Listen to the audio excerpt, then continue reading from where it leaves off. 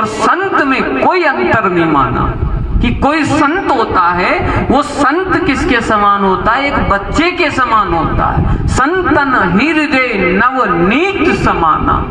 नवनीत माने एक कोमलता, बच्चे के अंदर एक कोमल स्वभाव होता है और वही कोमल स्वभाव हमें लेकर आना है।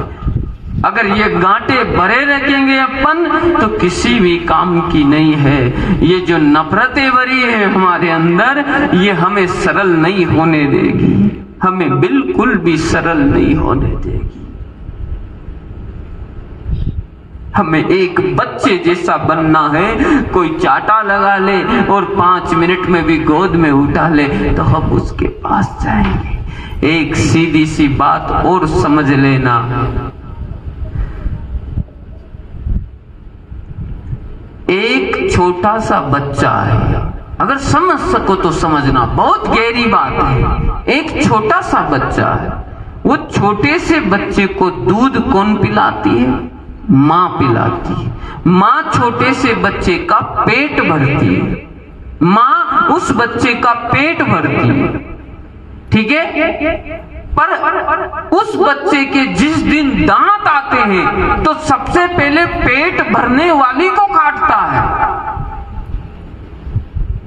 समझना, बहुत गहराई छिपी है कि एक छोटे से बच्चे का पेट मां भर रही है, उसके दांत आए सबसे पहले माई को काटेगा। पर वो माई क्या करती है कि बच्चा है, बच्चा है। अगर मान लो बड़ा होता, बड़ा बेटा होता और काट ले, मां लगाती।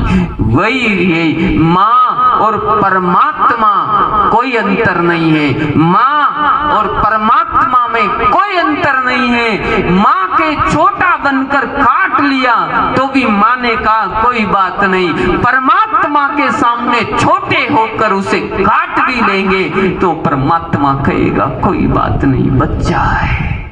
अगर बड़े बनकर गलतियां करेंगे, ज्यादा टेढ़ापन भगवान को दिखाएंगे, ज्यादा जानकार बनेंगे तो वो भगवान भी कह देगा कि तू बड़ा हो गया, गलती मत कर देना। जैसे माँ बड़े को चाटा लगाती है और छोटे को काटने पर भी पुचकारती है, कोई बात नहीं बेटा, बालक है, बच्चा है।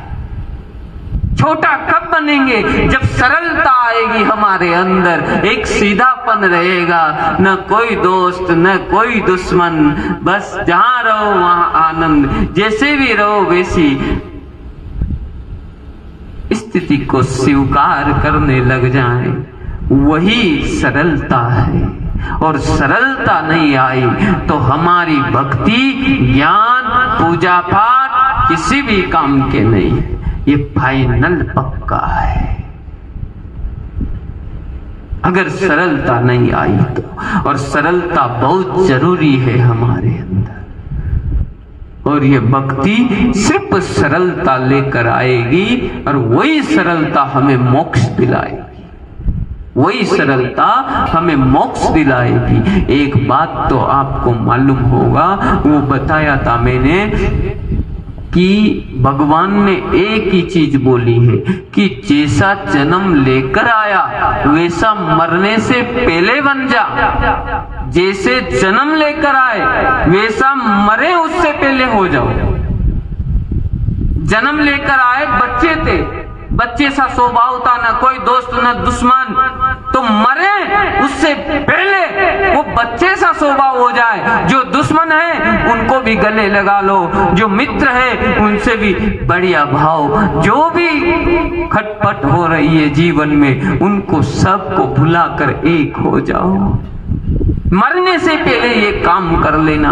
अगर नहीं किया तो वो बात बोली थी मैंने, वो पिटाई जी पीटी कराते हैं, पिटाई जी पीटी कराते हैं। पीटी तो सबने देखी होगी। पीटी में कहते हैं पिटाई जी कि 1 2 3 4, 1 2 3 4, फिर जैसे थे वैसे, फिर इसके बाद पिटाई जी कहते हैं विश्राम। यही जिंदगी है हमारी। ये पिटाई है 4 भुजानाथ और ये पीटी करा रहा है। 1 बचपन जन्म हो गया, 2 बचपन जवानी आ गई, 3 बुढ़ापा आ गया, 4 मरण का समय आ गया।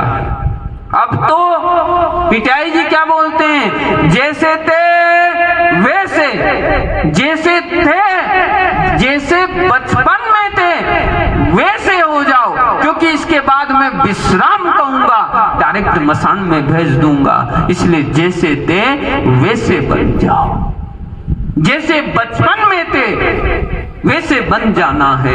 अगर नहीं बने तो सारा व्यर्थ है, हमारा जीवन सब व्यर्थ है, किसी भी काम का नहीं है, किसी भी काम का नहीं है।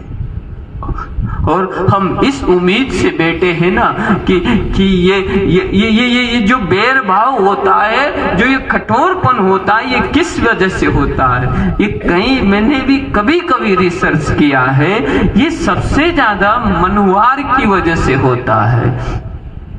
कई लोगों के 60 से 70% लोगों के बारे में जाना मैंने कि लोगों को मनुवार चाहिए। 2 चीजें नहीं मिली तो बैरभाव होगा, 2 चीजें हैं, रोटी, कपड़ा, पानी, आग मुर्दे को देत है। रोटी, कपड़ा, पानी, आग मुर्दे को देत है।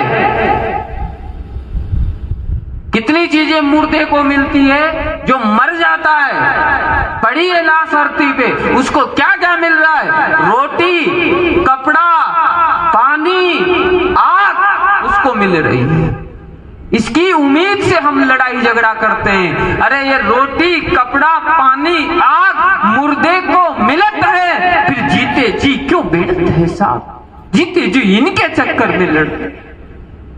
फिर दूसरी स्थिति आती है मनुवार की, कि इसने मेरी मनुवार नहीं करी, ये औलाद मेरी नहीं सुने, ये पड़ोसी मेरी नहीं सुने। तो एक बात ध्यान रख लेना, ये मनुवार बहुत झूठी है साहब। ये मनुवार जीते जी क्या करो, मरने के बाद हमारी तीजा की जो हाड़ियां जावे ना, तीजा की जो हड्डियां जाती है, उन हड्डियों से भी मनुवार करी जाती है कि चाय पी लो, रोटी खा लो, स्टेशन आ गया, ये आ गया। वो हरिद्वार जो हाड़ियां लेके जा रहे हैं, हड्डियां लेके जाते हैं, उन हड्डियों से भी मनवार करते हैं, उन हड्डियों का भी किराया दे दिया जाता है। फिर हम जीते जी क्यों मनवार के चक्कर में लड़ाइयां, बैर भाव और दुश्मनियां पैदा करते हैं कि इसने मनवार नहीं करी। मरने के बाद हड्डियों की हो रही है, हमारी हड्डियों की मनवार होती है। हड्डियों से पूछा जाएगा चाय पी लो, हड्डियों से पूछा जाएगा रोटी खा लो, हड्डियों की खूब मनवार की जाएगी।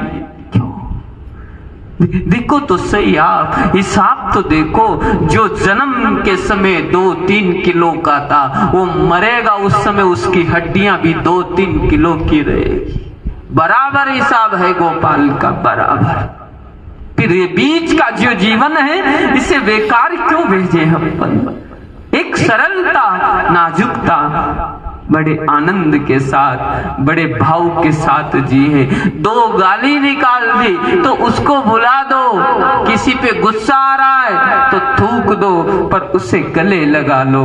इस बैर भाव को मत रखो, इन गांठों को मत रखो, ये गांठें बहुत नुकसान करती है। भगवान की बांसुरी देखना कभी, वो होठों पर राज कर रही है। उससे पूछा गया कि तू होठों पे क्यों रहती है, तो उसने जवाब दिया कि संसार के मनुष्यों के सबके अंदर गांठें भरी है, पर मेरे अंदर एक भी गांठ नहीं, इसलिए मैं होठों पे राज करती हूँ। वो